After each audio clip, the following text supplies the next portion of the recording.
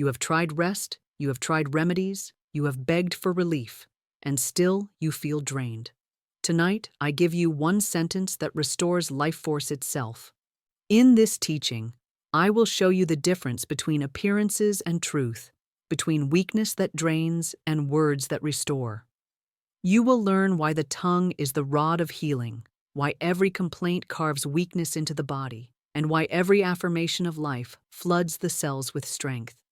I will give you case stories of men and women who spoke the word and were healed. I will show you how to guard your speech so that your body is not poisoned by idle words. And before this lesson closes, I will place into your mouth the divine sentence that restores health and energy fast. The same sentence I have seen work again and again, the same sentence you will be able to speak tonight. Now here's something most people completely miss, and because they miss it, they stumble through life weakened in body and drained in spirit. They think health is only a matter of food, of medicine, of treatments, of time. They treat the body as though it were a machine wearing down, as though flesh were clay without spirit, as though energy were fuel that runs out and must be refilled. But I tell you, health is not mechanical, it is spiritual. And the rod of healing, the instrument that writes strength or weakness into your body, is the tongue. The tongue is a two-edged sword.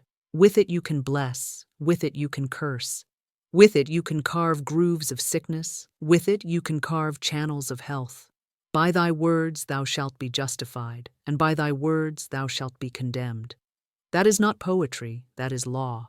Think of how carelessly people speak about their health, and how faithfully their bodies obey. One says day after day, I'm always tired. Another says, I'm coming down with something. Another says, this weather makes me sick. They speak weakness, they declare decline, they rehearse exhaustion, and then they marvel that the body mirrors their decree. They do not see that the subconscious mind records each word as a command. It does not laugh at the joke. It does not soften the complaint. It does not say, he did not mean it. It accepts the word as law, and it carries that law into the cells of the body. Every idle word is like a groove carved into the phonograph record of the subconscious, and the body plays it back again and again until it becomes the song of one's health. I recall a woman who used to say whenever she grew weary, I'm dying to rest, I'm dying to rest. She said it lightly, almost laughing, but her subconscious did not know laughter. It only knew the word dying. And before long, her strength was sapped, her health crumbled, and she lay indeed upon her bed as though her body had believed her every jest. When she came to me, I told her, you must break that record. You must stop feeding death to your body with your tongue. Begin to say instead, I live to rest. I live in strength. Divine life restores me now. And speak it until your subconscious records a new groove. And as she changed her words, her strength returned. She proved the law by reversing her decree. Do you see the stakes here? Getting this wrong means that even when you eat the best food, even when you sleep the longest hours, even when you take every tonic and remedy, your own tongue may still be carving weakness into your body faster than any remedy can repair. But getting this right means that your very speech becomes medicine. Your words flood your bloodstream. Your decrees fill your cells, your affirmations restore your nerves. Speak weakness, and you invite weakness. Speak life, and you invite life. So hear me now. You carry the sword in your mouth. Do not wound yourself with it. Do not pierce your own side with words of sickness and fatigue. Turn the edge of that sword toward healing. Say, I am strong with the strength of God. I am alive with the life of the Spirit. Energy flows through me, quick and sure. Say it daily, say it faithfully, say it until your body answers back with renewed health. For the tongue is a two-edged sword, and if you will wield it rightly, it will carve grooves of healing that your body will follow until you shine with strength. Here is something that may sound strange at first, yet it is the very foundation of healing law. The word you speak becomes flesh. This is no figure of speech, it is Scripture itself. The Word was made flesh and dwelt among us. The eternal pattern is always the same. Word first, form after. Thought clothed in speech, speech planted in the subconscious, subconscious directing the body, body obeying the command. Every condition of your health is an echo of words long spoken, words rehearsed until the subconscious has carved them into the grooves of your very cells. Your flesh is nothing more than the record of your words. Most people do not know this, and because they do not know it, they poison themselves daily. They say, "I am worn out. I am always catching something. I am getting weaker with age." They speak the word of decline, and the body becomes the flesh of decline.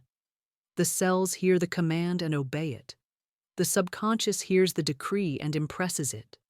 The nerves, the blood, the bones, all carry out the order. And when sickness shows itself, they cry, "I do not know why this has come upon me, but I tell you, it came upon them because they spoke it upon themselves." But just as surely as idle words of weakness carve grooves of illness, so deliberate words of life carve grooves of health.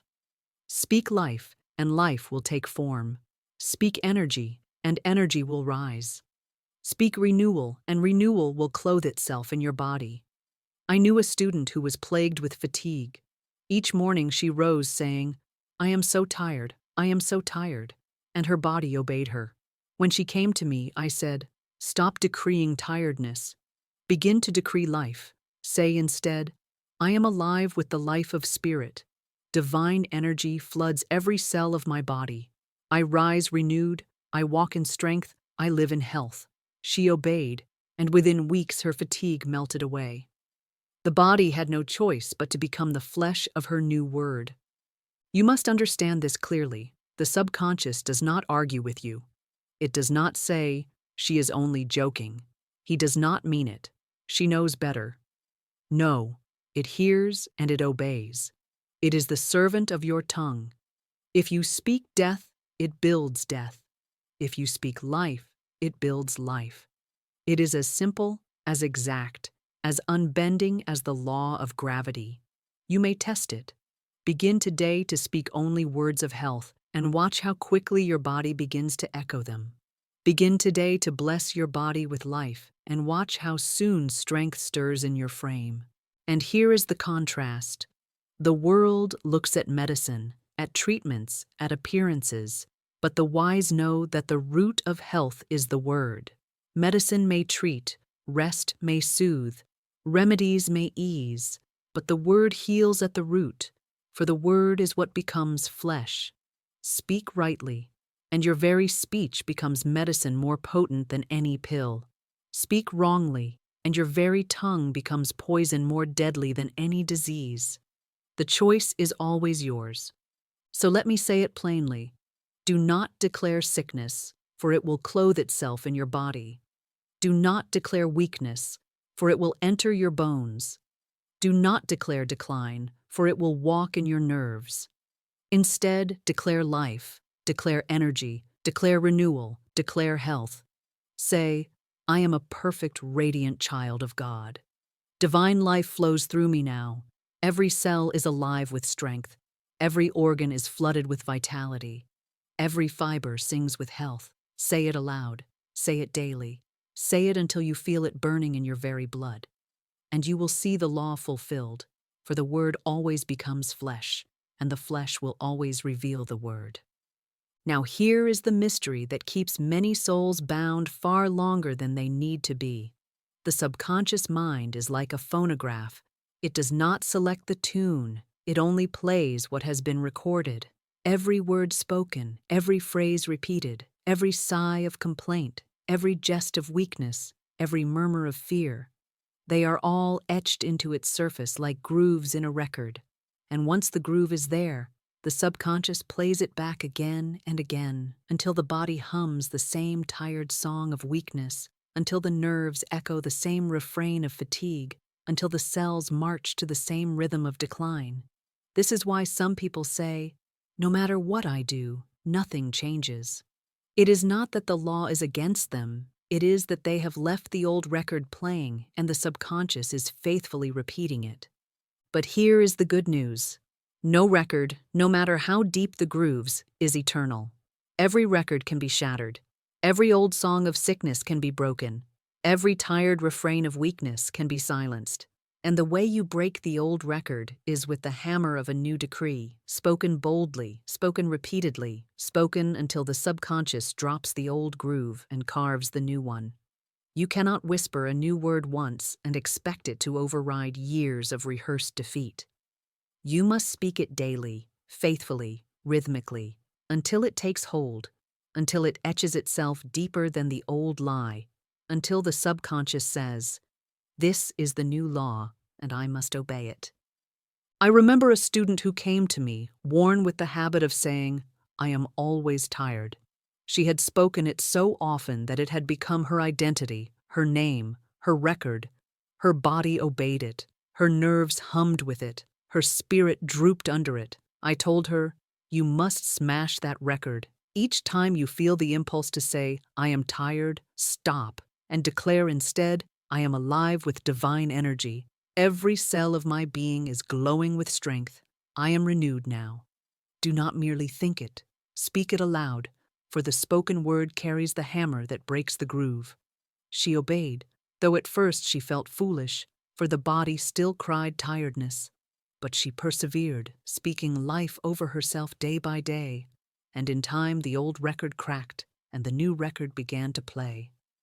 Her strength returned, her energy rose, and her life was transformed by the new song she had given her subconscious to sing. Do you see how exact this law is? The subconscious cannot play two records at once. If you let the old grooves remain, they will dominate. But if you shatter them with new decrees, they will vanish, and only the new song will be heard. This is why I warn you never to let idle words of weakness go unchecked. Each time you say, "I am exhausted, I am worn, I am broken," you are cutting a groove, and the subconscious never forgets. But each time you say, "I am strong, I am renewed, I am radiant with divine life," you are cutting a new groove, and once it is deep enough, it will drown out every trace of the old. So hear me well. You are not bound by yesterday's words. You are not chained to yesterday's grooves. You are free to smash them today with the decree of truth. Take up the hammer of affirmation. Speak boldly, speak daily, speak faithfully, and you will find that the tired old record of weakness shatters, and a new record of strength begins to play until your body dances to the music of life. For the subconscious is faithful to whatever is impressed upon it, and if you will impress it with life, it will give you life in return. Here is something that will shock the reasoning mind, for the reasoning mind bows to appearances and mistakes shadows for substance. The world believes in exhaustion. The world believes in decline. The world believes that energy drains away like water from a broken jar, that vitality is a store that runs out, that strength diminishes with years until the body collapses into dust. But I tell you plainly, this is the great lie. Spirit does not tire. Life does not fade. Energy is not a limited substance to be used up.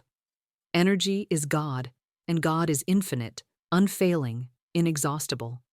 What men call exhaustion is not the truth of spirit, but the illusion of fear, the echo of words spoken in ignorance, the shadow cast by wrong belief. Look about you. Have you not seen some men grow stronger with age, their eyes bright, their step quick, their voices resonant, while others of the same years grow bent and frail and weary? The difference is not in the flesh, for the flesh of both is clay. The difference is in the word they have spoken over themselves, in the thought they have rehearsed, in the belief they have sown into their subconscious. One has declared, "I am getting weaker. I am too old. My strength is gone." The other has declared, "I am renewed day by day. My youth is restored like the eagle's. Divine life floods me continually, and their bodies have obeyed their decrees. The law is exact. The body is clay shaped by word. Fear drains faster than labor. I have seen men toil in fields from dawn to dusk and rise with vigor, while others lie in their beds all day, trembling with fears and grow weaker with every hour. Why? Because fear is a thief, and it steals energy faster than any task.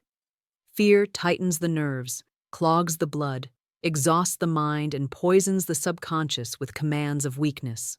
Labor, when blessed by joy, multiplies strength, but fear, rehearsed in whispers and sighs, drains strength faster than any labor. The real weariness of the world is not from work, but from fear, complaint, doubt, and words of decline. So when you feel exhaustion pressing upon you, do not bow to it as though it were truth. Ask yourself, what words have I been speaking? What thoughts have I rehearsed? What fears have I entertained? For exhaustion is not spirit, it is the harvest of wrong decrees, and just as it was planted, it can be uprooted. Replace the lie with truth. Say aloud, this is not exhaustion. This is only appearance.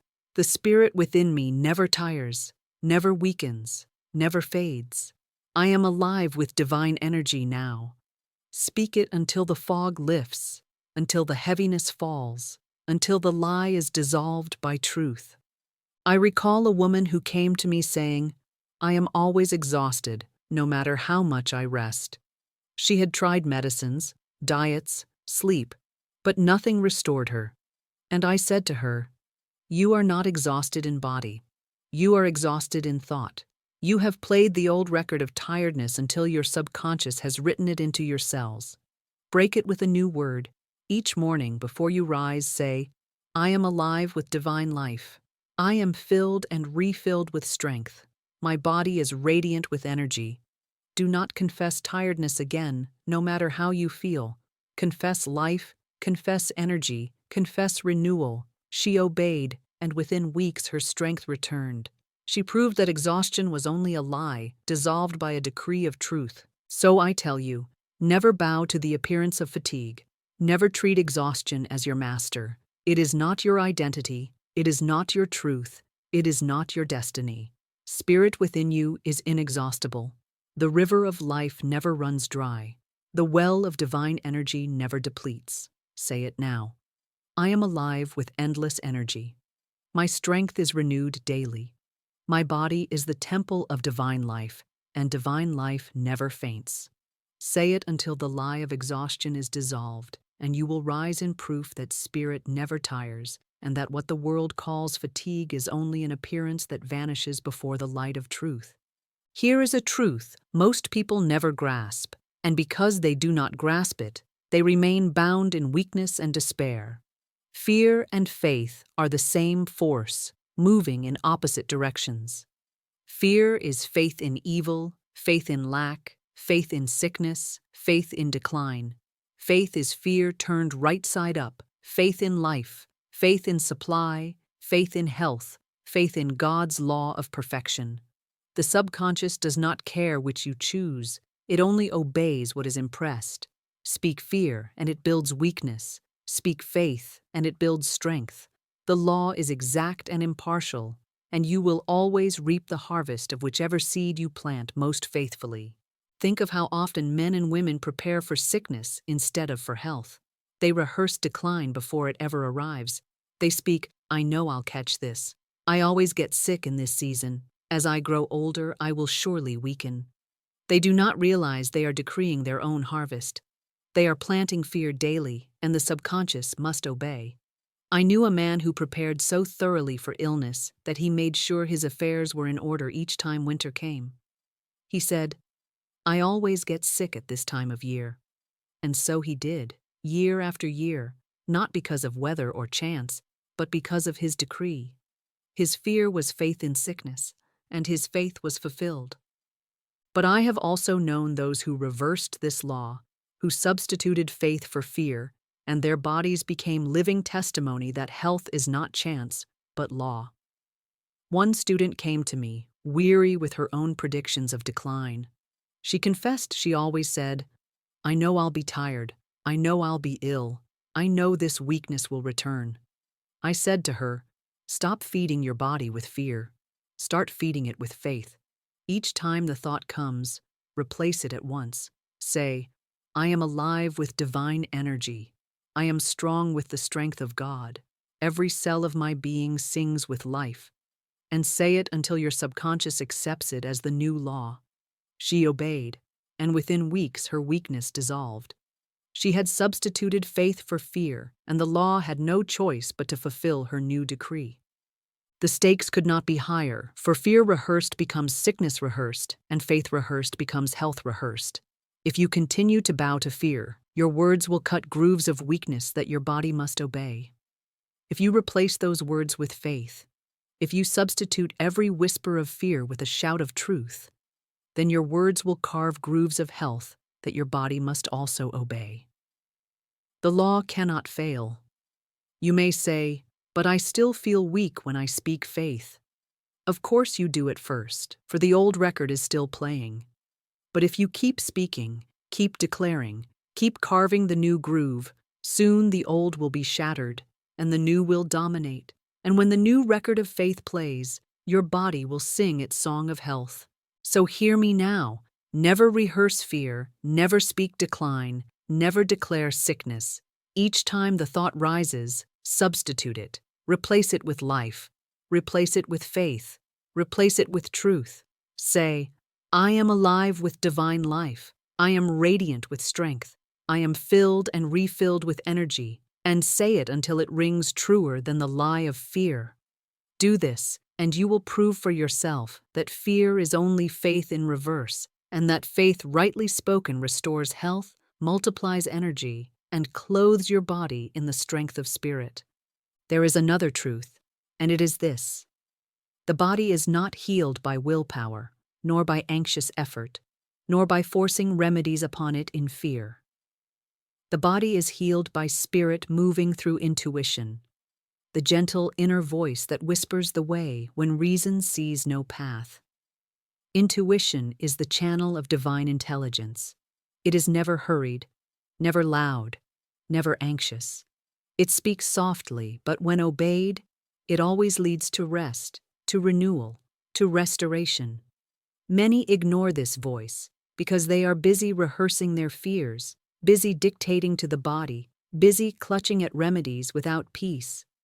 But when they grow quiet and listen, the Christ within whispers the very step that brings health.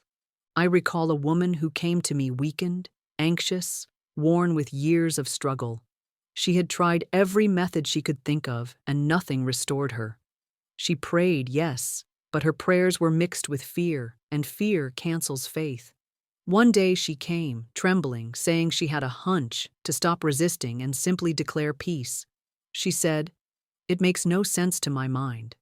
"Shouldn't I fight harder?" I told her, "Do not fight. Fighting is fear. Follow the hunch. Spirit speaks through that inner nudge, that quiet whisper. Lay down the struggle. Speak peace." She obeyed, and she began to say each night, "I am at peace. Divine life flows through me, restoring every part of my being." Soon her health turned, her energy rose, and her body answered the quiet command of intuition. You must understand, intuition is the voice of spirit in the subconscious, guiding you to the exact word, the exact action, the exact rest that brings healing.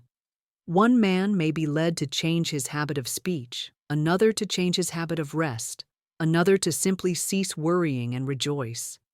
The outer form differs, but the inner law is the same. Spirit knows the way, and spirit will guide, if only you will listen.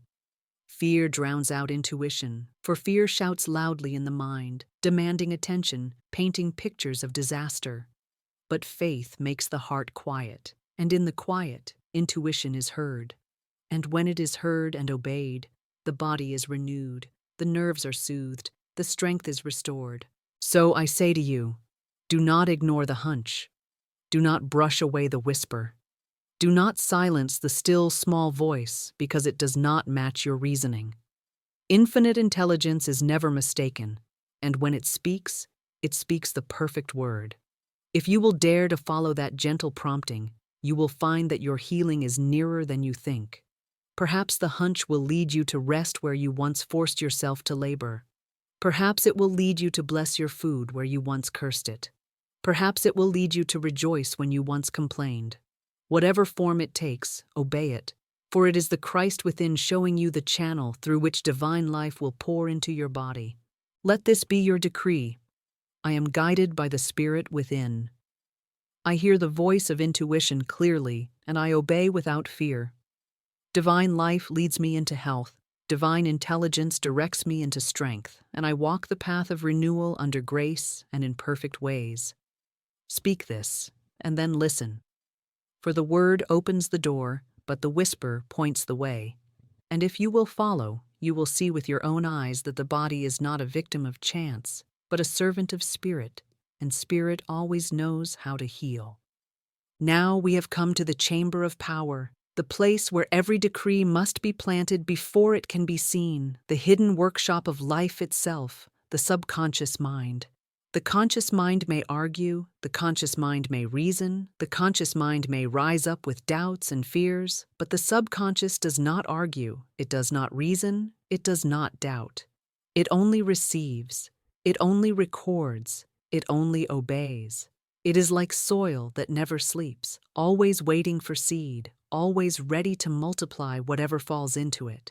If you plant fear, it grows fear. If you plant sickness, it grows sickness. If you plant fatigue, it grows fatigue.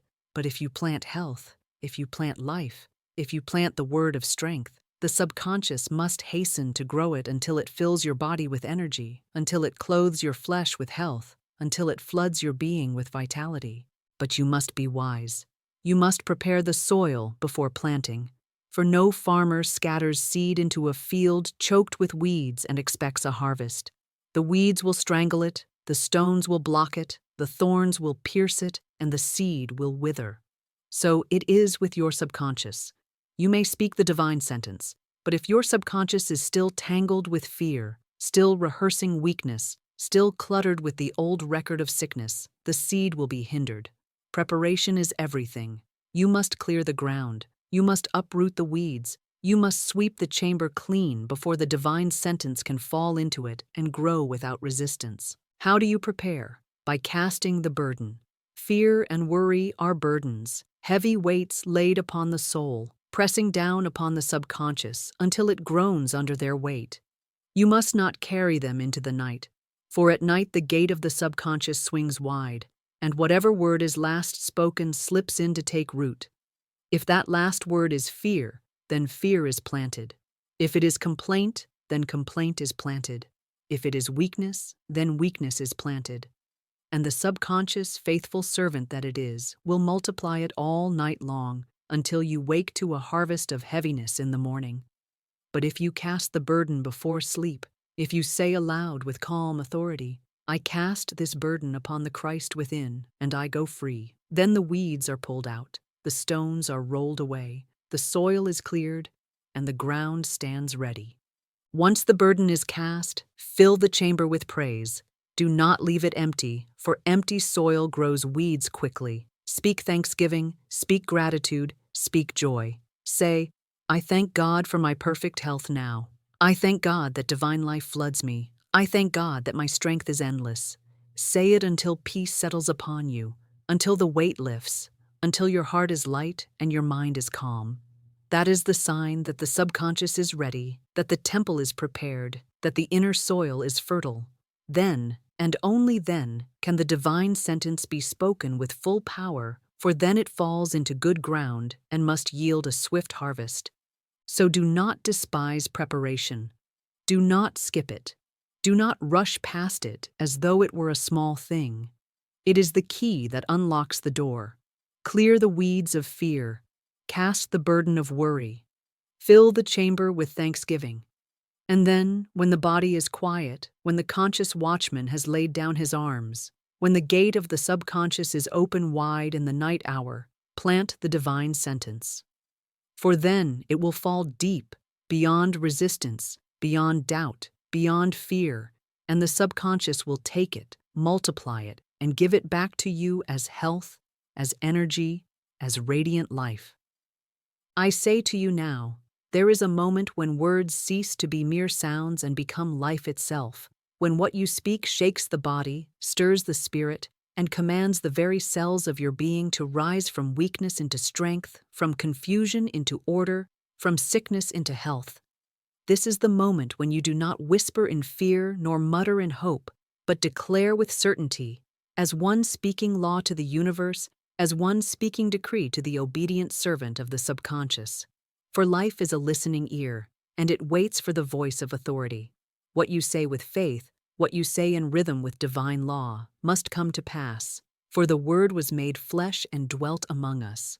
So let your word be made flesh in your body now, not tomorrow, not in some far-off age, but now. The divine sentence is this: I am a perfect, radiant child of God. Divine life now floods my body, and every cell is filled with energy and health. Say it slowly. Let it roll over your tongue like living water. Do not rush it, for it is not a formula, it is a decree. I am a perfect, radiant child of God. And the moment you say it, the lie of weakness, the mask of disease, the shadow of fatigue, all tremble and dissolve before the light of that identity. You are not flesh struggling to cling to breath. You are spirit clothed in form, and spirit is eternal, whole, indestructible. When you say, I am a perfect, radiant child of God, you are calling back the memory of your true self. You are aligning with the pattern in the superconscious where only perfection dwells. Then speak the second part. Divine life now floods my body. Do you hear it? Not trickling, not seeping, not some faint drop of hope, but floods, an overflowing, irresistible tide that sweeps through every nerve and fiber, cleansing, renewing, restoring. Divine life is not slow, it is swift. It is not weak, it is mighty. It is not partial, it is complete. When you speak this, picture your blood charged with light, your heart strong and rhythmic, your breath clear and free, your mind sharp and luminous. Divine life is the original current, and when you call it forth, it does not hesitate, it flows. And then you seal it with the final stroke. Every cell is filled with energy and health. Say it with finality. Say it as though you were the very physician of your body, commanding each atom to stand at attention, to remember its divine blueprint, to shine with the vigor of spirit. Do not say, will be filled. Do not say, someday shall be filled. But now, now, now. The subconscious accepts only the present tense. The body obeys only the decree of this moment. So you say it now, and you say it with thanksgiving, for it is already true. Do you not feel how different this is from begging for health, from pleading for strength, from waiting for some outward cure? This is not waiting. This is not hoping. This is not leaning upon the uncertain reed of appearances. This is commanding by the law of the word. And when you speak this sentence nightly, when you speak it in the morning, when you speak it at every stirring of fear, you are hammering truth into the subconscious until the old records of weakness crack and crumble, until the phonograph of the mind no longer plays the tired refrain of, I am sick, but the triumphant march of, I am whole. So I say again with authority, and I bid you say it after me, I am a perfect, radiant child of God. Divine life now floods my body, and every cell is filled with energy and health. Repeat it, not with strain, not with effort, but with calm certainty, as though you were speaking what has always been. Speak it until it sings through you, until your very body thrills with it, until your nights are rested and your mornings are charged, until health is not something you reach for, but something you wear, something you breathe, something you are. For this sentence is not an invention of man. It is the eternal law of your being, clothed in words. I say unto you now, here is the secret you have been waiting for, the golden key, the divine decree that dissolves weakness and establishes health, the word that has turned the tide for countless souls who were bowed down with fatigue and lifted them into radiant energy. And you must hear me with the ears of faith, because these are not idle words. They are the very substance of life. And when they enter your consciousness and you speak them aloud, you release the power of God into your body. Do not think for one moment that healing is far away. Do not suppose that energy is something you must strive for or earn through effort, for energy is already yours, health is already yours, and the spoken word calls it forth from the invisible into the visible. The body is but the servant of the mind. and the mind is but the instrument of the spirit. And when the spirit within you is acknowledged in words of power, the body cannot help but obey, it cannot help but quicken, it cannot help but radiate with new life.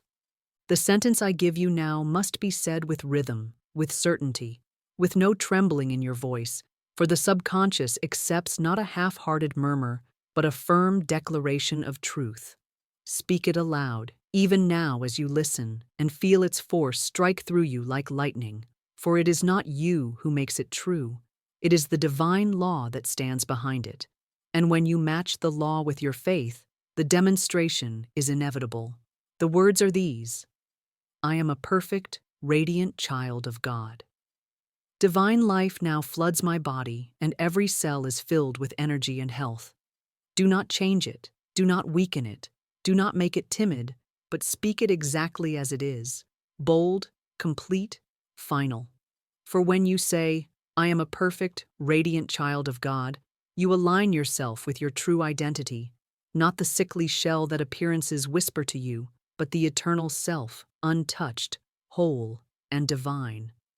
When you say, divine life now floods my body, you command the river of spirit to pour itself into every nerve, every tissue, every organ, washing away exhaustion, cleansing away disease, sweeping aside weakness, and establishing strength.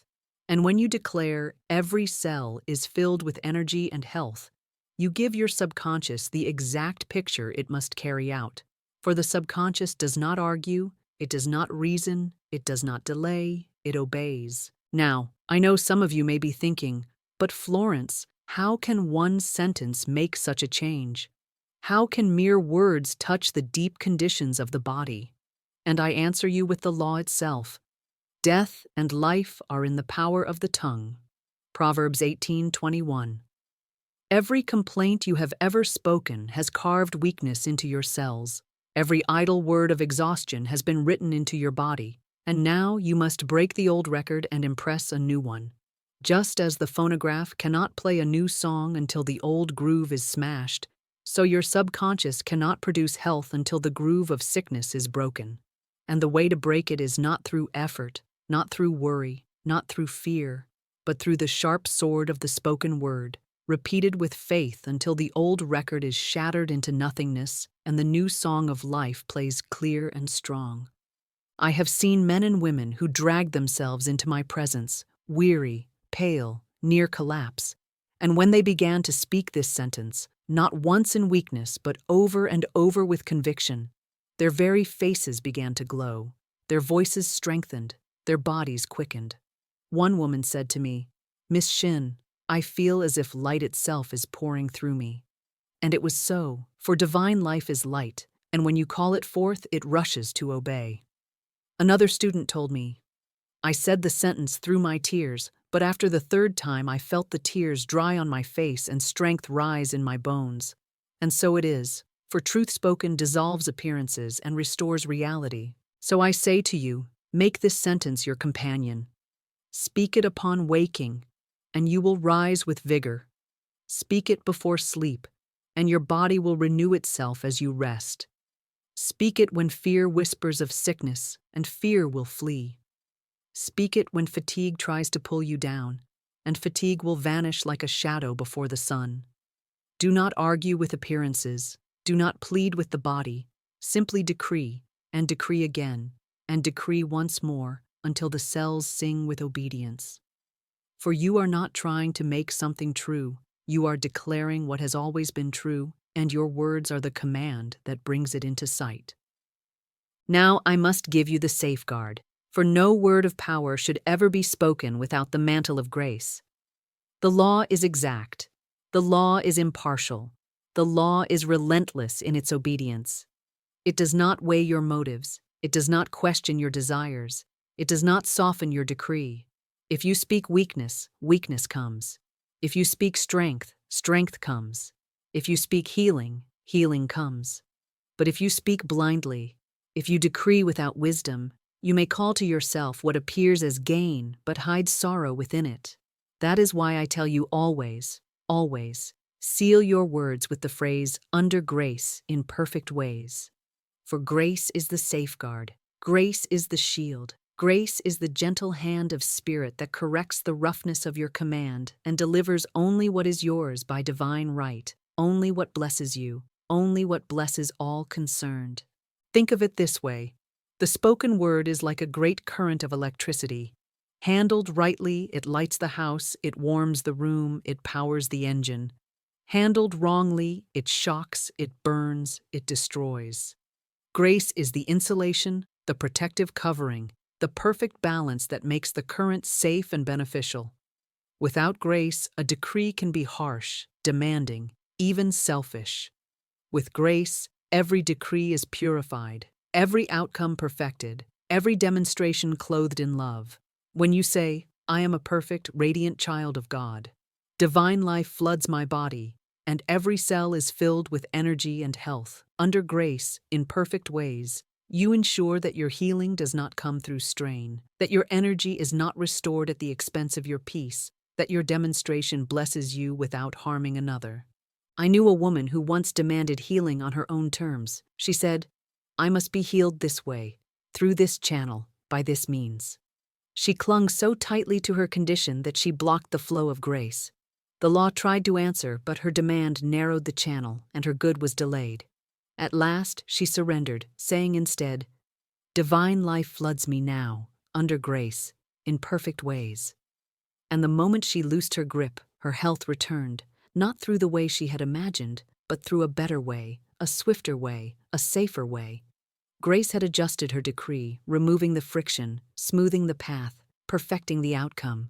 Do you see why this matters? You may decree health, but without grace, you might force yourself into some outer remedy that exhausts rather than restores. You may decree energy, but without grace, you might push your body to run faster than spirit intends. You may decree strength, but without grace, you might try to seize it by sheer will and find yourself strained and burned out. But when you say, under grace, in perfect ways, you release the channel, you release the method, you release the burden of figuring out how, and you place your word into the hands of infinite intelligence. And infinite intelligence never makes mistakes. Infinite intelligence chooses the path without friction, the channel without harm, the way that blesses you most and blesses others too. Never forget that the blessing of the Lord maketh rich, and he addeth no sorrow with it. That is the scripture, and that is the promise. Grace ensures that your health will not be shadowed by loss, that your energy will not be poisoned by unrest, that your demonstration will not come with sorrow attached. It clothes your decree in love. It sets it upon the rails of divine order. It guides it safely to fulfillment. Without grace, your word may still work, but it may work in ways that leave you weary. With grace, your word will work beautifully, perfectly, harmoniously. So take the divine sentence as I have given it and always speak it whole. I am a perfect, radiant child of God. Divine life now floods my body, and every cell is filled with energy and health, under grace, in perfect ways. Speak it in the morning as you rise. Speak it in the night as you lay down. Speak it whenever fear whispers or fatigue presses upon you. And know that grace goes before you, grace accompanies you, grace follows after you, ensuring that your word never runs wild, but always fulfills itself in perfect order, in perfect love, in perfect ways. There was once a woman who came to me burdened with weakness, her step unsteady, her eyes heavy with fatigue, her spirit bowed down with the thought that her body was failing her. She had spent years naming herself sick, calling herself frail, confessing daily that she was without energy until her very flesh had become the echo of her words. She told me, Miss Shinn, I have prayed, I have hoped, I have tried remedies, and still my strength slips through my fingers. And I said to her, my dear, it is not remedies you need, it is not the world's prescriptions, it is not even more rest. What you need is a new word, for you have carved grooves of weakness into your subconscious, and your body is only playing the record you have given it. You must break that record and replace it with a song of life. At first, she looked at me as though I had spoken folly. She said, But how can words restore my strength? How can sentences heal my body when even physicians have failed? And I answered her, because the Word was made flesh, and it is still being made flesh. Every complaint you have spoken has been etched into your very cells. Every murmur of "I am tired" has been carved into your nerves. Every sigh of "I am weak" has been written into your bones. You are living the harvest of your words, but the same tongue that cursed can bless, the same mouth that condemned can justify, the same voice that called in weakness can call in strength. Say with me now, I am a perfect, radiant child of God. Divine life now floods my body, and every cell is filled with energy and health under grace in perfect ways. Say it, and keep saying it until your body has no choice but to obey. She began reluctantly, her voice faint, her conviction wavering. The habit of weakness still clung to her. She spoke the sentence once, and then sighed as though it were useless. I would not let her stop. I said, "Do not stop at once. Do not expect the old grooves to vanish in a single stroke. You must hammer the truth into your subconscious until the old record cracks and falls away. Each repetition is a blow against the lie. Each declaration is a seed of health planted in the soil of your soul. Do not cease until the new song plays clearly." So she obeyed. Morning after morning, night after night, she spoke the sentence. At first it felt hollow, but slowly, like the rising of dawn, something shifted. One day she said to me, "Miss Shinn, when I spoke it this morning, I felt warmth in my chest, a stirring in my body as though energy were rising from within." I smiled and said, "That is divine life answering. The seed is sprouting. Keep watering it with your words." Another week passed, and she said, "I find myself walking farther without fatigue. I rise in the morning with more vigor. The heaviness is lifting." And at last, after a month of faithful decree, she stood before me transformed, her eyes bright, her step strong, her whole countenance radiant with health. She said, "I have been healed by the Word." And I told her, "Yes, but more than healed. You have proved the law, and from this day forward, you will know that every word you speak is power over your body." Do you see the lesson? This woman had worn herself thin with idle words of weakness, and her body had obeyed them as commands. But when she dared to reverse her decree, when she dared to call herself a radiant child of God, when she dared to declare that divine life was flooding her body now, she broke the old record, and her flesh became the living proof of her new word. She learned by demonstration that health is not a gift of chance, but the harvest of decree, and that the law is no respecter of persons, it only fulfills the word spoken with faith. So take her story as your charge. Do not say, "I am weak." Do not say, "I am tired." Do not say, "I am broken." Say instead, "I am strong. I am alive. I am radiant. Divine life floods me now." Say it daily. Say it faithfully. Say it until your body echoes it. For the word spoken in faith will always become flesh, and your body will always reveal the decree that dominates your subconscious. This woman proved it, and so can you. There was once a man who came to me burdened not so much with sickness as with the heaviness of age, though he was not yet old in years. His body was bent, his energy was low, his step had lost its spring, and his eyes were dull, not because time had stripped him, but because his own words had robbed him. For many years he had declared, "I am getting old. I am slowing down. My strength is leaving me. My best years are behind me." He thought it was humor. He thought it was honesty. He thought it was harmless talk.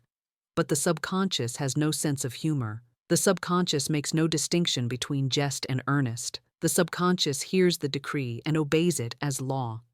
And so his body obeyed. His nerves obeyed. His cells obeyed. He had rehearsed decline until decline clothed him. He had rehearsed weakness until weakness became his daily garment. When he spoke to me of his condition, he expected me to agree with him, to nod and say, "Yes, you are old. Yes, you must expect decline." But I looked at him and said instead, You are not old, you are eternal. Spirit does not age, spirit does not wither, spirit does not decline. It is only appearances that lie, and you have been rehearsing those lies until they became flesh.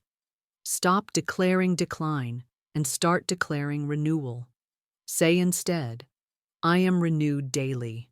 My youth is restored like the eagles. Divine life floods my body now, and every cell sings with vitality. Say it until the old record cracks and the new song begins to play. At first he resisted. He said, "But Miss Shinn, I must face facts. The mirror shows me lines. The body shows me weakness. My friends tell me I look worn," and I answered, "The mirror lies. The body only obeys your words. Your friends echo what you have declared. You do not need to face facts. You need to face truth. Facts change. Truth is eternal. Facts show decline. Truth declares life. Facts whisper of age. Truth sings of renewal. Choose which master you will serve." He chose at last to test the law. Each morning, instead of groaning, "I am getting old," he rose and said aloud, "I am renewed day by day. My youth is restored. Divine life floods me now." At first it felt strange, for the old grooves of speech pulled at him. But he persisted. He spoke it daily, faithfully, rhythmically, until the new record began to carve itself into his subconscious. And then, slowly but surely, the outer began to shift. His eyes grew brighter, his step quickened, his energy rose. Friends began to say, "You look younger than you did a year ago." His own family marveled at the change, and he knew it was no miracle of chance. It was law. He had stopped decreeing decline, and he had started decreeing renewal, and the law had hastened to fulfill the new command. Do you see how exact the law is? The body does not know the number of your years. It only knows the command of your tongue. If you tell it daily that you are declining, it will fulfill your decree. If you tell it daily that you are renewed, it will fulfill your decree. It is not age that weakens you. It is the record you play. Shatter the record of decline and speak the decree of renewal, and your body will echo it. Say now, I am renewed day by day. My youth is restored like the eagles. Divine life floods me now, and every cell sings with vitality. Speak it until your body feels it, until your subconscious accepts it, until your very flesh becomes the proof of your decree. For the law cannot fail, and when you speak renewal, renewal must come. There was once a student who came to me, her body heavy with weariness, her spirit dulled by complaint, her very countenance shadowed by the habit of murmuring. She did not realize what she was doing to herself, for every day her lips rehearsed the same dirge. I am so tired. I am so weary. Nothing ever lifts me. These words had carved grooves in her subconscious, and her body, faithful servant of that record, obeyed. The more she complained, the more her flesh grew heavy. The more she murmured, the more her energy fled. She had closed her own channels by her own tongue, yet she came asking for some secret, some remedy, some hidden law to restore her. And I looked at her and said, yes, there is a law that multiplies strength. There is a law that restores health. There is a law that opens the channels again, and it is thanksgiving. What you have cursed has shrunk. What you have complained over has withered. What you have despised has dwindled. But what you bless will multiply. What you thank will expand. What you praise will rise in strength. Stop murmuring and begin to praise. At first she resisted. She said, how can I praise when I feel so low? How can I give thanks when I feel so empty? And I answered, gratitude is not a feeling you wait for. It is a command you give. Praise is not a mood, it is a decree. When Jesus lifted the loaves and fishes, he did not wait for them to multiply before giving thanks. He gave thanks first, he blessed the little, he praised the source, and the little became much, and the few became many. Thanksgiving goes before the increase, praise precedes the harvest. If you wait to thank until you feel strong, you will wait long. But if you thank before strength arrives, you will call it forth. If you praise before health is visible, you will summon it into sight. That is law. She obeyed me with trembling lips. I told her, each morning, no matter how weary you feel, place your hand upon your heart and say aloud, I thank God for my immediate and endless supply of health. I praise divine life that floods me now. I bless every cell of my body and I call it strong, radiant, and alive. Say it until your lips stop shaking. Say it until your heart lifts. Say it until your voice rings with conviction. Praise until the very air around you vibrates with thanksgiving. She did as I instructed. The first day, she whispered the words through tears. The second day, she spoke them haltingly. The third day, something shifted. She felt a warmth, a stirring of energy. By the seventh day, she came to me with her face glowing, saying, Miss Shinn, I feel alive again. My body is lighter. My energy has returned. My heart is singing. Do you see the law? She had cursed her body, and her body had withered. She began to bless her body, and her body flourished. She had murmured weakness into her cells, and they obeyed. She began to praise strength into her cells, and they obeyed. Thanksgiving is not sentiment, it is spiritual power. Praise is not mere emotion, it is divine chemistry. It multiplies whatever it touches. When you bless your food, it nourishes you more. When you thank your money, it multiplies. When you praise your body, it glows with health. So I tell you now, never again say, I am weary, I am tired, I am drained. Instead say, I thank God that divine life floods me now. I praise every cell of my body, and I bless it as radiant with health. I live in thanksgiving, and I walk in strength. Say it daily, say it faithfully, say it when you feel low, say it when you feel strong, and you will see that praise lifts you higher every time. For the law is exact. What you curse diminishes. What you bless multiplies. What you thank increases. And when you make thanksgiving the song of your lips, you will walk in health, clothed in energy, radiant with the life of God. There is a truth so simple, yet so overlooked, that if men and women would only grasp it, half their troubles would vanish overnight. The truth is this: the tongue is the gate of your life, and what you allow to pass through it becomes law to your body, your affairs, your destiny. Words are not idle. Words are not harmless. Words are seeds, and seeds never lie dormant. They fall into the soil of the subconscious and grow after their kind. That is why I tell you, guard the gate of your tongue as you would guard a treasure chest, as you would guard a vault of gold. For every careless phrase, every sigh of complaint, every joke of weakness is a thief that slips past the guard and robs you of health. I have heard countless people speak sickness into themselves without knowing it. One says, "This always makes me sick." Another sighs, "I am worn out." Another mutters, "I cannot take it any more." They speak it, and their bodies obey. They do not see that their words are like soldiers sent into battle, each carrying orders to the cells, to the nerves, to the blood, and those orders are executed without question. The subconscious does not ask if you were joking. It does not ask if you were exaggerating. It does not ask if you were tired when you said it. It takes every word as law. So if you curse your health with your tongue, do not be surprised when your health dwindles. If you poison your body with your words, do not wonder why your body grows heavy with sickness. I knew a man who laughed daily. "I am too old for this. I will break down one of these days." He said it so often that his friends repeated it for him, until his own subconscious was drenched in the phrase. At last, his body broke down exactly as he had decreed. But I have also known those who guarded their tongues and spoke only blessing. One woman would never allow herself to say she was tired. Even when weary, she would say instead, "I am renewed now. My strength is rising," and I watched her glow with vitality long after others her age had surrendered to decline. She proved that guarding the gate of the tongue is guarding the temple of the body. So I say to you, set a watch upon your lips. Do not let words of sickness pass. Do not let phrases of decline escape. Do not let careless speech poison your subconscious. If a negative word rises to your lips, stop it at the gate and replace it at once with a word of truth.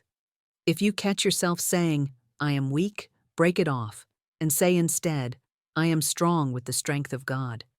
If you start to sigh, "I am tired," interrupt yourself and say, "I am renewed and refreshed by divine life." If you are tempted to declare, "This makes me sick," replace it with, "This cannot touch me, for I am alive with God's health." Make it a holy habit, and soon your tongue will be a fountain of life, never a dagger of harm. Remember, the scripture says, "He that keepeth his mouth keepeth his life, but he that openeth wide his lips shall have destruction." This is not poetry, it is spiritual law. Guard your tongue, and you guard your life. Open your mouth to idle complaints, and you open the door to destruction. You cannot speak one way and live another. The body is the echo of the tongue. Guard the tongue, and the echo will be health. So place this charge upon yourself from this day forward. I will not speak sickness. I will not speak weakness. I will not speak fatigue. My mouth is a fountain of life. My tongue is an instrument of blessing. My words are seeds of health. I will let no idle complaint pass through these gates. For I know that every word I speak is law to my body, and I choose to speak only the law of health, only the decree of strength, only the word of life. Now I must tell you something deeper, something most people never consider, and because they never consider it, their affirmations are pale, their words are lifeless, and their results are slow. The subconscious does not respond to vague mutterings. It responds to vivid pictures. It does not move at the whisper of, "I wish I were better." It moves when you strike it with color, with rhythm, with life. A faint word falls like a feather and leaves no mark, but a vivid word falls like a chisel and carves a groove that cannot be erased. This is why you must learn to speak your health not in weak phrases, but in glowing, living sentences that paint the picture of renewal so clearly that your body cannot help but obey. I have seen the difference. One student said day after day, "I want to feel stronger." Her words were pale, her image was faint, and the subconscious, though it heard, was not impressed. Nothing changed. I told her, "Speak not in want, but in vivid truth. Say, I am vibrant. I am radiant. I am glowing with divine life.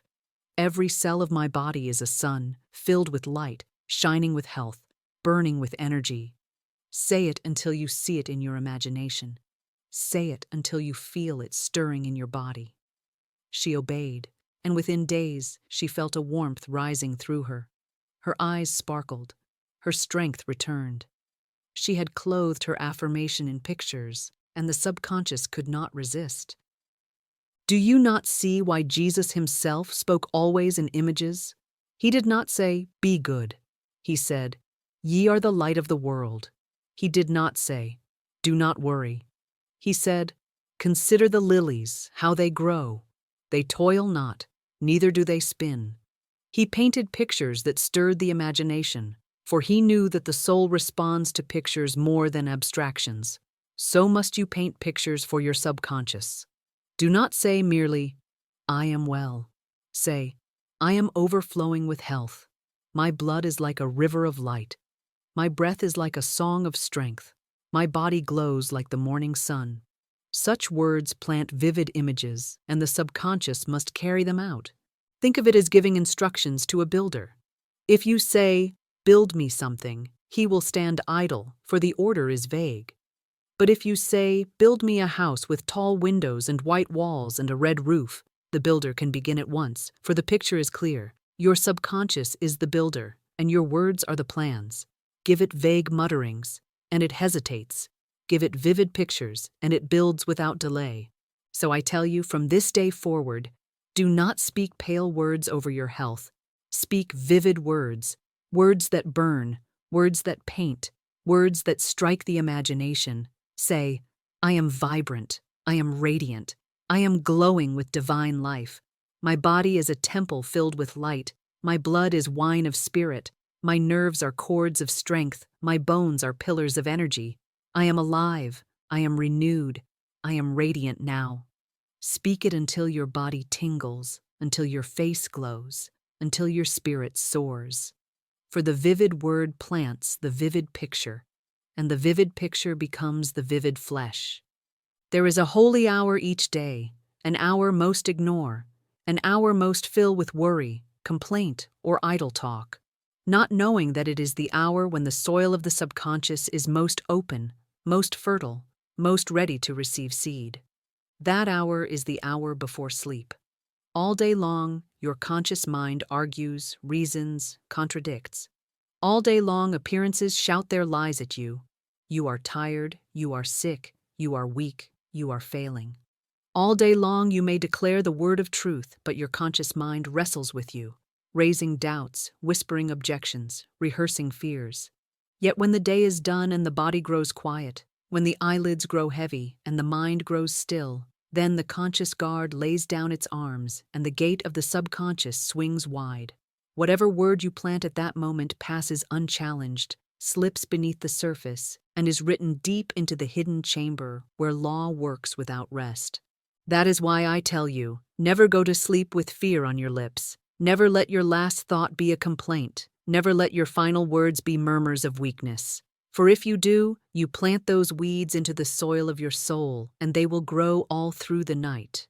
You will rise in the morning and wonder why you feel heavy, not knowing that your own last words were the seeds of heaviness. You will wake with fatigue, not realizing you decreed fatigue before you slept. But if you are wise, you will guard that hour as sacred. You will clear the ground with release. You will water it with thanksgiving. You will plant in it only the seed of truth, and then you will rest while the law multiplies it in the dark. How do you prepare this chamber? First, by casting every burden. You cannot carry fear into the night and expect health in the morning. You cannot lie down with anxiety and rise up with strength. Say aloud, with calm certainty, I cast this burden upon the Christ within, and I go free. Do not carry your worries into sleep. Do not rehearse the doctor's words, the body's aches, the mind's fears. Cast them all on the Christ within, and let them go. You will feel the burden lift. You will feel peace settle. You will feel the soil clear. Then fill the chamber with praise. Do not leave it empty, for weeds grow in empty fields. Say, I thank God for my perfect health now. I bless my body as radiant, restored, renewed. I praise divine life that floods me continually. Speak it until your heart is light, until gratitude fills you, until peace covers you like a mantle. That is the sign that the soil is ready, that the subconscious is waiting, open, receptive, fertile. Now, when the soil is clear and the heart is thankful, then and only then is the moment to plant the divine sentence. Speak it slowly, speak it with authority, speak it with thanksgiving already in your tone. Do not mutter it as a wish, do not whisper it as a faint hope. Declare it as truth, as law, as the eternal word now clothed in your own voice. For the subconscious hears authority, and it must obey. And once spoken in that hour, the sentence will be multiplied through the night, line upon line, cell upon cell, until you rise in the morning to find its fruit already growing in your body. So I say to you, make this your holy practice. Each night, cast the burden, speak thanksgiving, and then decree. Guard that hour as you would guard your most precious treasure. For the word you plant in that hour will not be wasted. It will take root, it will grow, it will clothe itself in flesh, and you will prove for yourself that the subconscious is the faithful servant of the word, and that what you plant at night, you will harvest by day. Now we arrive at the summit, the high place toward which every word has been leading, the moment when preparation meets decree, when silence meets command, when the temple of your subconscious stands swept and ready, and the seed is placed in the soil. You have cleared the weeds with release. You have cast the burden upon the Christ within. You have filled the chamber with thanksgiving and praise, and now the hour has come to plant the divine sentence that must bear fruit in your body, for the law cannot fail, and the word cannot return void. The sentence is this: I am a perfect, radiant child of God. Divine life now floods my body, and every cell is filled with energy and health. Say it aloud, and as you say it, let each word strike like a hammer upon the anvil of the subconscious. Do not whisper it timidly. Do not let it stumble from your lips as though it were a hope or a maybe. Speak it as law. Speak it as decree. Speak it as truth eternal. When you say, "I am a perfect, radiant child of God," you are not wishing yourself into perfection. You are revealing what has always been true. You are stripping away the mask of appearances, the shadow of weakness, the lie of sickness, and you are declaring your real identity, untouched, unbroken, unsoiled, radiant as spirit itself. That first line alone is enough to shake the old record of decline, for the subconscious cannot argue with identity.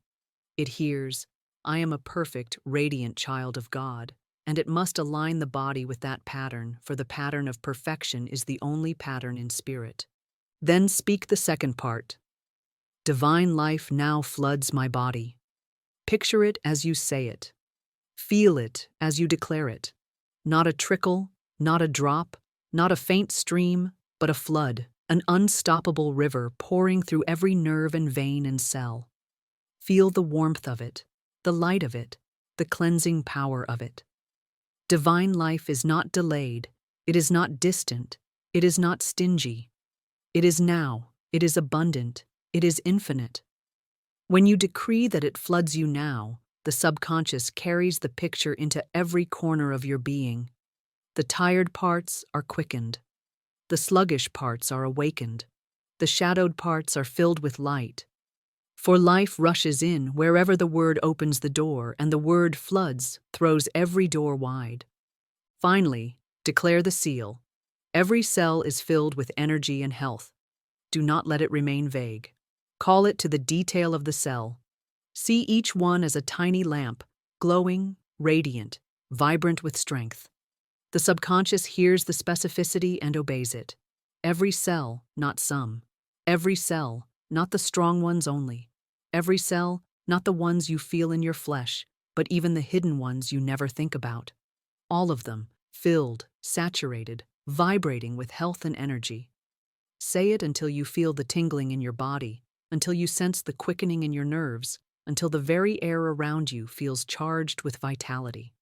For the subconscious does not resist a picture so vivid. It rushes to bring it forth. Do you not see the difference between pleading and decreeing? Pleading says, "Please let me be well."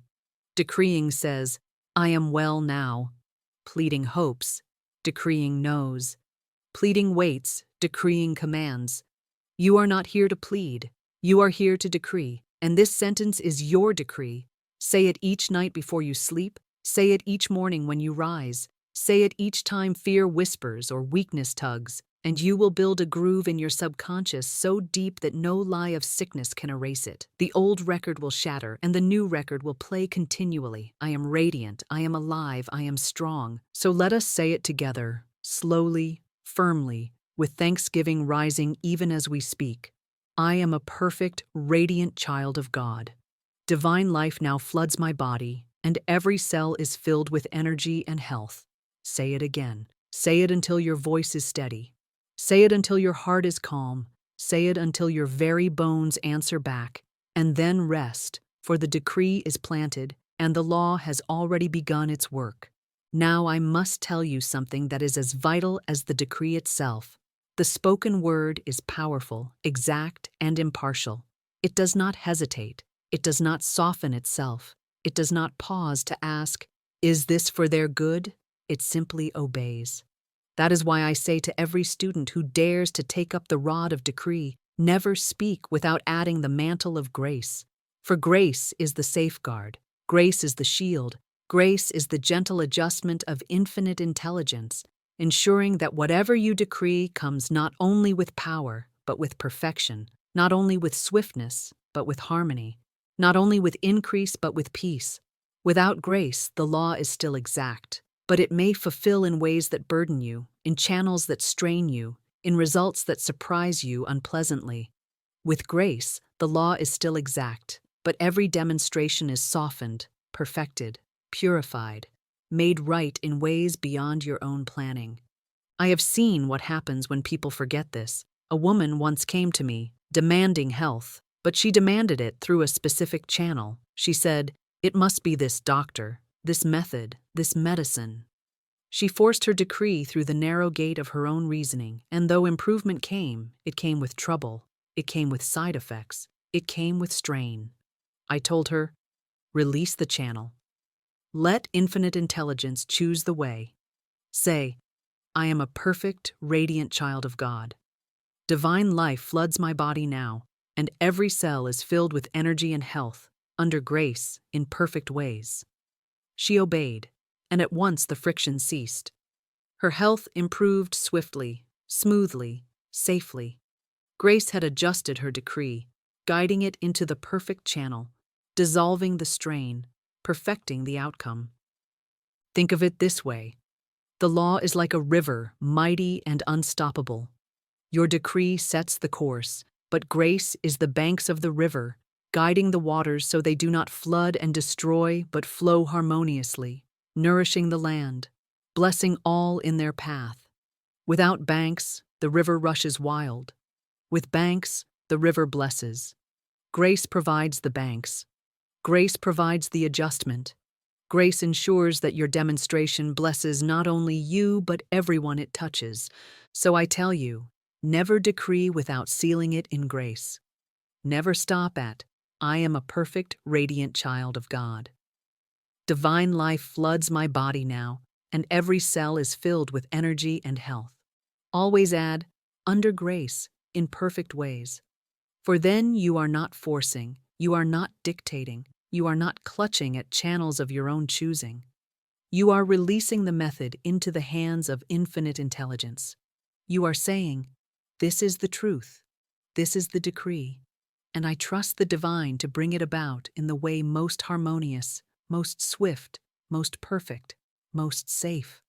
And infinite intelligence will never fail you, for grace always works better than you could have planned. Remember the scripture, "The blessing of the Lord, it maketh rich, and he addeth no sorrow with it." That is grace. You may gain health without grace, but it may come with strain. You may gain energy without grace, but it may come with unrest. You may gain results without grace, but they may bring hidden sorrow. But when you add grace, sorrow is forbidden, strain is dissolved, harm is barred. What comes is pure blessing, overflowing, without shadow, without regret. That is why I never speak a decree without it, and neither should you. So take the sentence in full, clothe it in grace, and let it be your constant word. I am a perfect, radiant child of God. Divine life now floods my body, and every cell is filled with energy and health, under grace, in perfect ways. Speak it each night before sleep. Speak it each morning before the day begins. Speak it whenever fear rises or fatigue whispers, and know that grace surrounds it. Grace perfects it. Grace ensures it cannot come in any way but the right way. And when the harvest appears, you will not only have health, you will have peace, you will have joy, you will have harmony, for grace adds no sorrow, grace multiplies blessing, grace makes perfect what the law has already begun. There was a woman who came to me, frail in form, her step uncertain, her eyes dull with fatigue, her voice carrying the heaviness of one who had named herself weak for many years. She said, "Miss Shinn, I have been to physicians, I have swallowed their medicines, I have rested as they told me, I have tried to change my diet, but still I feel as though life itself is draining away from me." And I answered her, "It is not the medicines that have failed you, nor the food, nor the rest. It is your own words that have betrayed you. For every day you have been prophesying over yourself, and the prophecy you have spoken is weakness. Every time you have said, 'I am so tired,' your body has heard it and obeyed. Every time you have sighed, 'I am breaking down,' your subconscious has carved it into your very flesh. Every idle murmur has been a command, and your body, faithful servant of the subconscious, has carried it out. You are living in the harvest of your words." She wept, for she remembered how often she had called herself weak, how often she had repeated to her friends and family that she was worn out, how often she had identified herself with sickness. She said, "What can I do now? The grooves are too deep, the record is too worn." But I told her, no groove is too deep for the hammer of truth to break. No record of weakness is too strong for the decree of spirit to shatter. You must stop repeating the lie and start declaring the truth. You must speak life until your body echoes life. You must decree strength until your subconscious plays only the song of strength. For the law is exact. What you speak with faith, you will see in the flesh. So I gave her the divine sentence, and I made her say it with me then and there. I am a perfect, radiant child of God. Divine life now floods my body, and every cell is filled with energy and health, under grace, in perfect ways. At first her voice shook. At first her face bore the look of disbelief. But I told her, "Say it again." She spoke it once more, and I told her, "Say it until the sound of your own voice convinces your subconscious. Say it until the lie of sickness is drowned out by the truth of life. Say it until you feel it stirring in your very blood," and she did. Day by day she repeated the decree. At first it felt empty. At first she spoke through her doubts. But the law does not need your feelings. It only needs your word. The subconscious does not ask, "Does she believe yet?" It only hears, "I am a perfect, radiant child of God." And it begins to carve that groove, deeper and deeper, until the body cannot help but obey. Weeks passed, and then she came to me again, her eyes brighter, her voice stronger, her step more steady. She said, "Miss Shinn, I do not know what has happened, but I feel different. I feel light in my body. I feel energy where once there was only heaviness. I feel as though a river has begun to flow through me." And I said to her, "That is divine life flooding your body. That is the subconscious obeying the new decree. That is the harvest of your word beginning to appear." She kept on, and the change grew more and more visible. Soon she was walking with strength, working with ease, laughing with joy, and those who had once pitied her now marveled at her radiance. She proved that no record of weakness is too strong for truth to break, that no groove of sickness is too deep for life to override. So take her story to heart. If you have named yourself weak, if you have rehearsed tiredness, if you have repeated decline, do not despair. The law does not hold you bound to yesterday's words. Today you may begin to speak anew. Today you may declare, "I am strong. I am radiant. I am alive with divine life." Say it daily. Say it faithfully. Say it with authority. And you will find, as she did, that the old record will crack, the old song will fade, and a new music of health will fill your body. For the Word was made flesh, and the word you speak today will be made flesh in you. There was once a man who came to me not bowed by sickness, but bowed by his own words, for though his years were not so many, his body carried the weariness of one far older. His step was slow, his shoulders stooped, his breath short, and his eyes dim. Yet when I looked upon him, I did not see an old man. I saw one who had carved grooves of age with his tongue, and his body had only obeyed. For he told me, almost with pride, how often he said to friends and family, "I am getting old. I cannot do what I once did. My strength is gone. My best years are behind me." He thought it was honesty, he thought it was humor, he thought it was harmless. But the subconscious does not smile at jokes. It does not soften exaggeration. It does not ignore careless words.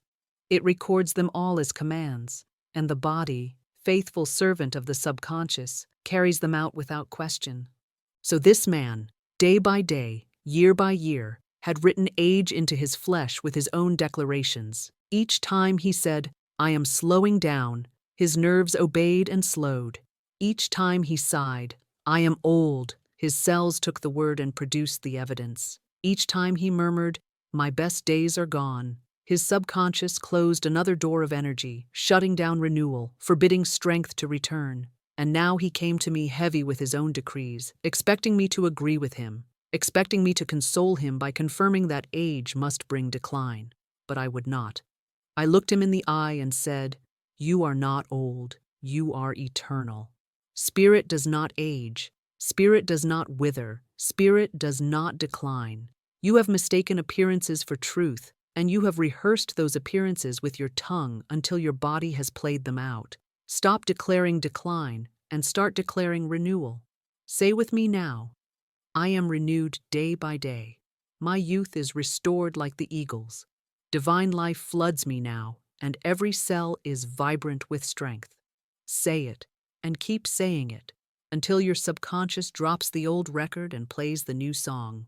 At first he resisted, for habit is strong and doubt is stubborn. He said, "But Miss Shinn, the mirror shows me wrinkles. My joints ache. My friends tell me I look older than my years." And I answered him, "The mirror lies. The joints obey your words. The friends echo your own decree. You do not need to face facts. You need to face truth. Facts are shadows. Truth is substance.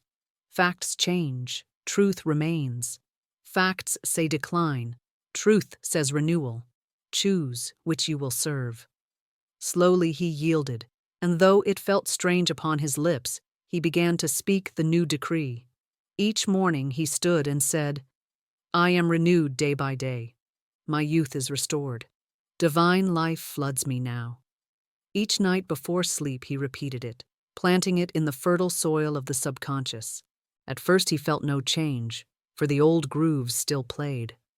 But as he persisted, as he hammered the truth against the lie, as he spoke the decree daily, faithfully, the old record began to crack.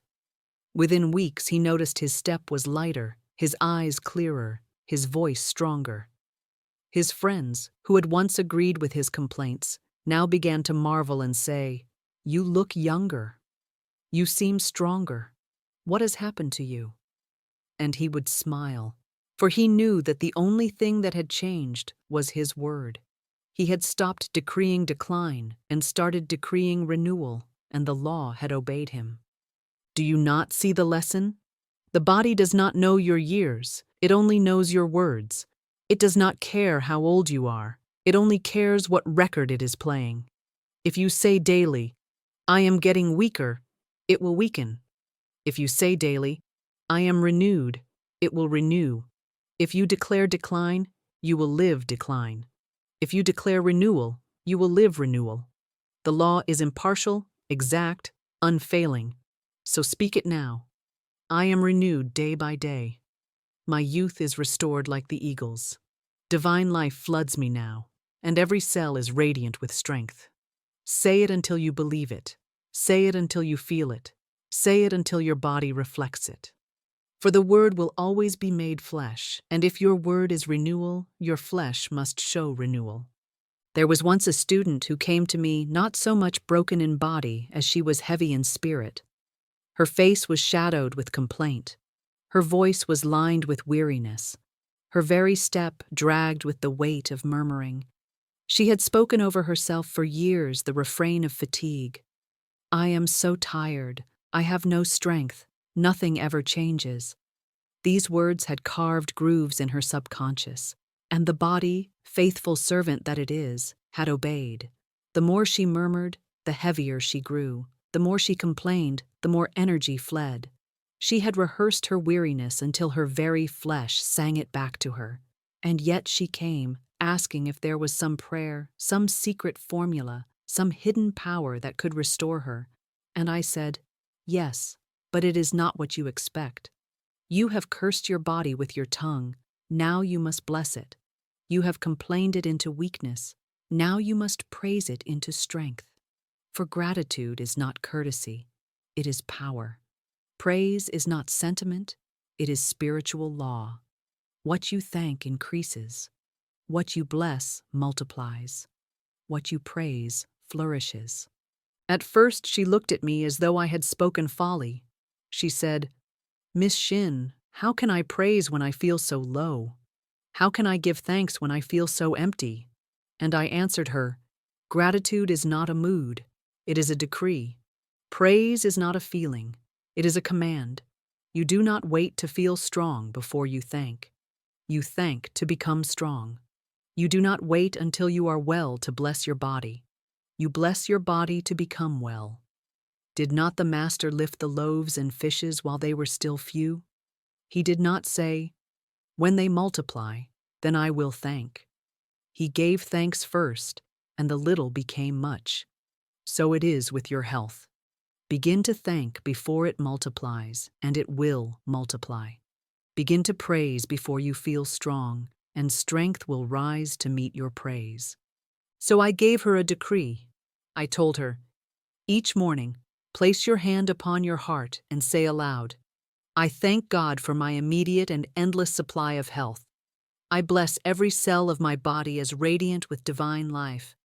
I praise the Spirit within me that renews me now, under grace, in perfect ways." Speak it whether you feel it or not. Speak it until your lips tremble with conviction. Speak it until your heart lifts. Speak it until the very air around you is charged with thanksgiving. She obeyed, though haltingly at first. The first morning she whispered the words through tears. The second morning she spoke them faintly, as though mocking herself. But by the third morning, something stirred. She felt a warmth in her chest, a tingling in her body. By the seventh day, her face was glowing, her step was light, her voice rang with laughter. She said to me, "Miss Shinn, I cannot explain it, but I feel alive again. My strength has returned, my heart feels free, my whole being feels lifted." And I told her, "It is no mystery. You have proved the law. You cursed yourself with complaint, and weakness multiplied. You blessed yourself with praise, and strength multiplied. The law has worked with exactness, and you are its proof." Do you see the beauty of this? Complaint is a poison that drains life. Thanksgiving is a medicine that multiplies it. Murmuring contracts, praise expands, cursing withers, blessing flourishes. You do not wait for the blessing to give thanks. You give thanks, and the blessing appears. You do not wait for the energy to praise. You praise, and the energy comes. That is the law. That is why I tell you, never again curse your body with idle sighs. Never again murmur against your health. Place blessing upon it daily. Place thanksgiving upon it hourly. Place praise upon it continually, and you will see health rise and multiply.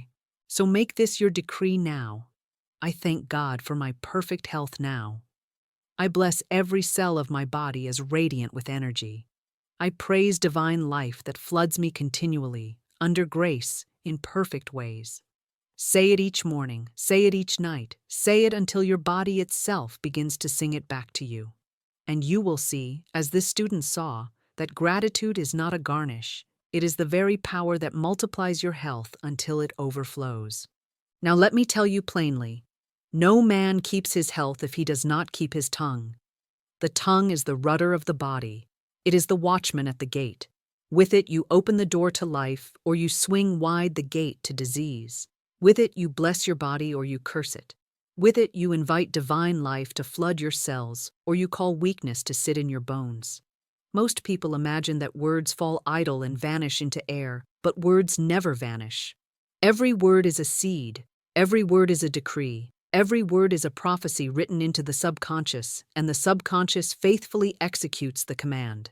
That is why I have said again and again, "By thy words thou shalt be justified, and by thy words thou shalt be condemned." I once had a student who would complain daily of her body. She thought nothing of sighing, "I am so tired," or murmuring, "I am sick of this life," or declaring, "I cannot go on much longer." She said these things lightly, as though they were mere figures of speech, but her subconscious did not laugh. It took her words as law and carved them into her flesh. Soon she was indeed tired beyond measure, sick in body and frail of spirit. When she came to me asking for help, I told her, "You do not need medicine first. You need to bridle your tongue, for you have poisoned your own blood with your idle decrees. Guard your tongue as you would guard a treasure. Let no careless word pass your lips, for the body obeys every syllable." Do you see how exact this law is? When a man says, "I am catching a cold," he has sown the seed, and the cold hastens to him. When a woman says, "I am afraid I shall never recover," She has set her recovery far from her. When parents tell their child, "You are delicate, you are weak," they lay weakness upon the child's shoulders with their very speech. The tongue builds or destroys, it heals or wounds, it multiplies or diminishes. It is the gatekeeper of health, and it must be watched with all diligence. Guarding the gate of the tongue means more than avoiding complaint. It means refusing to rehearse symptoms, refusing to repeat appearances, refusing to speak of decline as though it were truth. For appearances are shadows, but truth is substance. If you magnify the shadow with your speech, the shadow spreads. But if you magnify the truth with your decree, the light breaks through and the shadow dissolves. One student of mine who had long battled with frailty finally obeyed this law. She determined that no word of weakness would pass her lips. Whenever she was tempted to say, "I feel tired," she substituted, "I am alive with divine energy." Whenever she wanted to murmur, "I am sick," she declared, "I am strong and radiant with health." Within weeks, her whole condition shifted. Her friends marveled and asked her what doctor had cured her. She said simply, "I cured myself by guarding the gate of my tongue." So I tell you, if you would preserve your health, watch your words as a guard watches the city gate at night. Do not let fear slip past. Do not let complaint enter. Do not let murmuring find a path. Stand firm and decree only life, only strength, only renewal. Say aloud, even now, "I put a watch upon my tongue. I speak only words of life. I decree health, strength, and radiant energy. My tongue is a fountain of blessing, and my body drinks of it daily. For this is the law: guard the tongue, and you guard the body." Now I tell you something subtle yet mighty, a truth so simple that many overlook it. And because they overlook it, their affirmations lie powerless and their decrees fall like whispers on the wind. The subconscious is childlike, and the child does not respond to dull commands but to bright pictures, to images clothed in life, to words that stir the imagination until it cannot help but act. You may murmur daily, "I want to feel better, I wish to be stronger," but these are faint shadows, colorless and thin, and the subconscious, though it hears, is not impressed. It hesitates, it delays, it brings no swift result.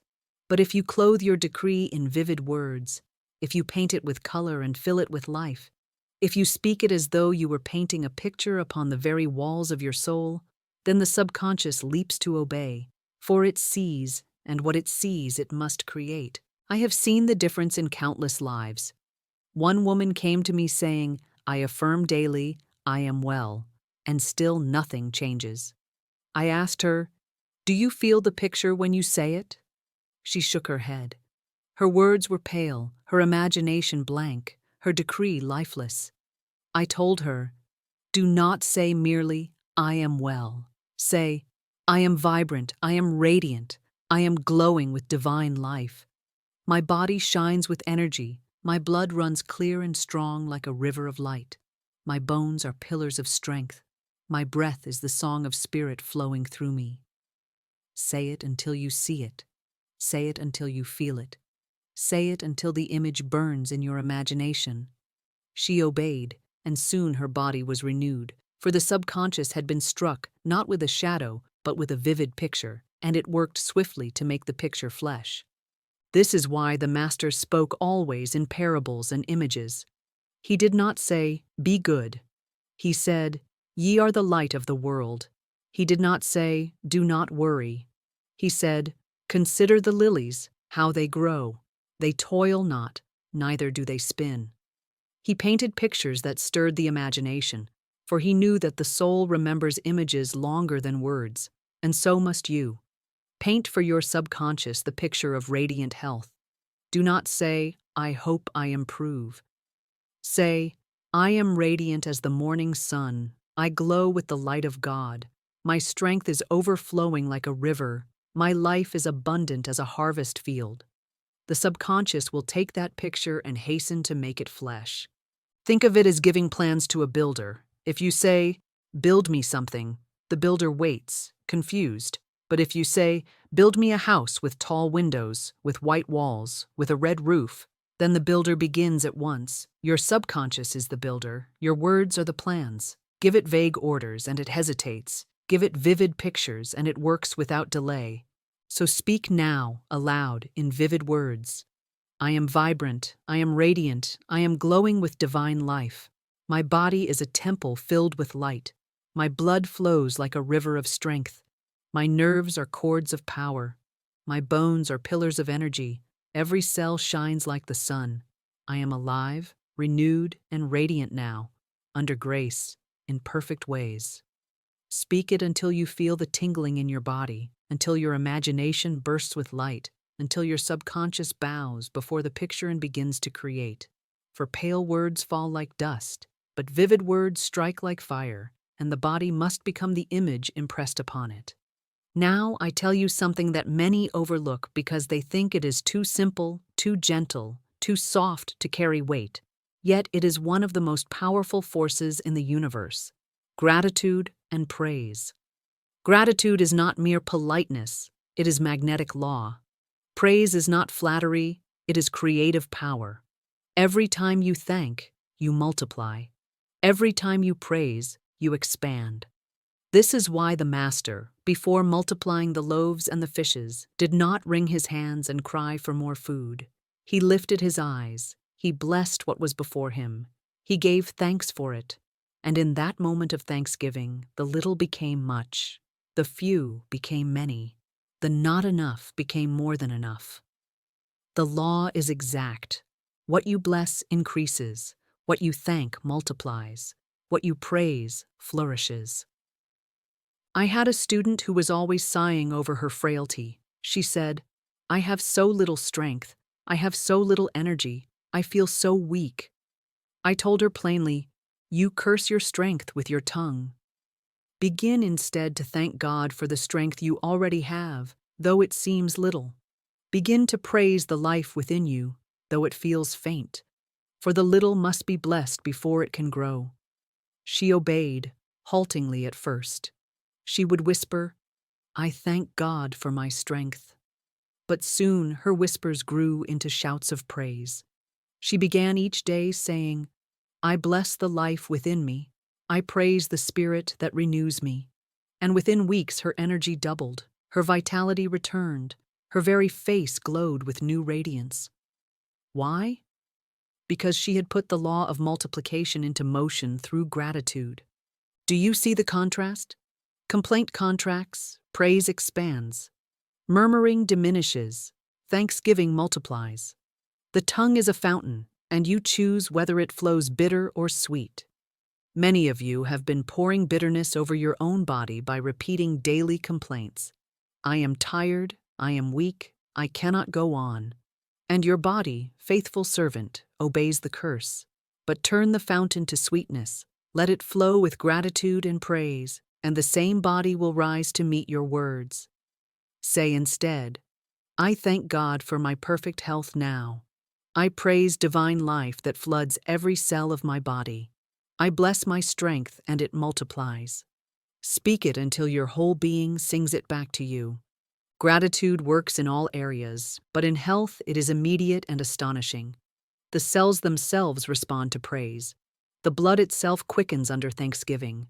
The nerves are calmed by blessing. The breath deepens under gratitude. The subconscious, like a fertile soil, responds swiftly to whatever seed you plant. Plant complaint, reap weakness. Plant thanksgiving, reap strength. It cannot be otherwise. So make this your decree now. I thank God for my radiant health. I bless every cell of my body as filled with light. I praise the divine life that renews me now, under grace, in perfect ways. Speak it morning and night. Speak it over your food before you eat, over your water before you drink, over your bed before you rest. You will find that what you thank increases, what you bless multiplies, what you praise flourishes, until your very body becomes a song of gratitude clothed in flesh. Now we have walked together through the law, step by step, line upon line, until the whole path is clear before you. You have seen how words heal and words harm, how the tongue is a two-edged sword carving health or weakness into the body. You have seen how the subconscious is faithful, never slumbering, always multiplying the seed you plant, whether of fear or of faith, whether of sickness or of life. You have seen how old records of weakness may play for years, yet even the deepest groove can be shattered by the hammer of a new decree. You have seen how exhaustion is only a lie of appearances, how fear drains faster than labor, how faith restores what fear destroys. You have seen how intuition, that quiet whisper of spirit, leads the body into rest, into remedies, into renewal, if only it is obeyed. You have been given the divine sentence itself, the decree that restores health swiftly. I am a perfect, radiant child of God. Divine life now floods my body, and every cell is filled with energy and health, under grace, in perfect ways. You have seen how it must be planted, prepared for by casting the burden, sealed with thanksgiving, clothed in grace. You have heard stories of those who proved the law, the woman who spoke life over her body until weakness vanished, the man who stopped decreeing decline and found renewal, the student who learned the power of praise and was healed by thanksgiving. You have learned how to guard the tongue, how to speak vivid words that paint pictures the subconscious must obey, how to bless your body daily until strength multiplies. And now I charge you, do not let these words pass over you as though they were only a lesson, a sermon, a sound in the air. Take them as law, take them as life, take them as your own decree from this day forward. Never again curse your body with idle sighs. Never again rehearse weakness with your tongue. Never again let complaint pour poison into your subconscious. Instead, guard your speech, bless your body, praise your health, give thanks for your strength, and above all, speak the divine sentence. Speak it morning and night. Speak it when fear whispers. Speak it when fatigue presses. Speak it until it becomes the song of your soul and the rhythm of your breath. And as you do, you will find that your body rises to meet your word, for the word was made flesh, and it is still being made flesh in you. So let us seal it now together. Say it aloud with me, slowly, firmly, with thanksgiving in your voice. I am a perfect, radiant child of God. Divine life now floods my body, and every cell is filled with energy and health, under grace, in perfect ways. Say it until your chest swells with strength. Say it until your nerves calm with peace. Say it until your very skin glows with vitality. For the word spoken in faith is never wasted. It goes forth, it takes root, it multiplies, it returns, clothed in flesh, visible in the body, undeniable in demonstration. And let this be your holy experiment. Speak the sentence daily for 7 days, morning and night. Let it be the last word you utter before sleep, the first word you declare upon waking. Guard your tongue from contradiction, guard your mind from fear, guard your heart with praise, and watch how swiftly the harvest appears. You will rise lighter, you will walk stronger, you will live brighter. You will know, not by hearsay but by proof, that law is exact, that grace is perfect, that the spoken word restores health and multiplies energy. And when you have proved it for yourself, come further with me. For the law that restores health is the same law that multiplies supply. The word that fills your body with energy is the same word that fills your purse with abundance. Spirit makes no division, for the law is one, and it works wherever it is spoken. So if you desire not only to be renewed in strength, but also to walk in overflowing provision, if you wish to know the decree that multiplies every blessing in your life, then go with me into the next teaching. This one sentence multiplies every dollar you touch. For as surely as the word heals, so surely it prospers. And as surely as you can speak health into your cells, so surely you can speak abundance into your affairs. Click it, hear it, declare it, and watch the law prove itself again. So I leave you with this final blessing. May you never again curse your body. May you never again bow to appearances. May you never again rehearse the lie of weakness. May your tongue be a fountain of life, your words seeds of health, your days clothed in energy, your nights wrapped in peace. And may the divine sentence be the song of your lips until your body glows with its truth. I am a perfect, radiant child of God. Divine life now floods my body, and every cell is filled with energy and health under grace in perfect ways.